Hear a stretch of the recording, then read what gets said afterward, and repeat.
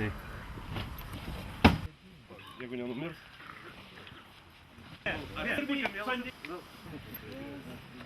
Sveikinam.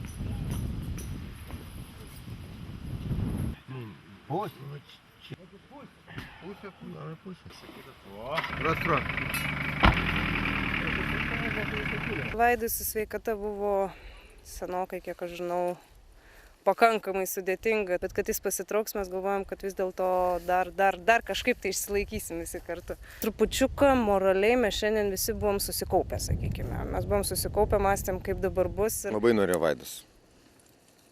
Jot.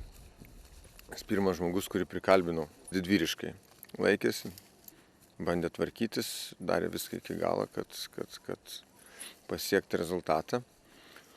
Ir mes jam dėkingi, kad jisai su mumis jo pusė kelio. Vaidas yra profesionalas, jis tikrai žino kaip, kada, kur, koks gruntas tinka iššiuoti, koks gruntas vis dėlto geriau susilaikyti. Mes konfliktų bent jau aš su juo tikrai neturėjau, daugelis komandos narių lygiai taip pačiai žinau, kad neturėjo.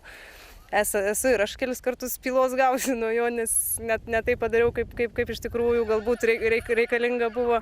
Šiandieną praėjo kiek tai laiko, mes taip kaip ir žemaitukai, raiteriai toks pasijuto, kad trūksta ir kaip būrys žemaitukai vienas be kito negali, jo ten pats skirti neįmanoma, tai toks ir ryte buvo irgi liūdesys. Bet tai normalu, todėl kad yra vadas, yra vadovas, kuris, kaip sakoma, ir barą, ir myli. Komanda nusiteikus optimistiškai.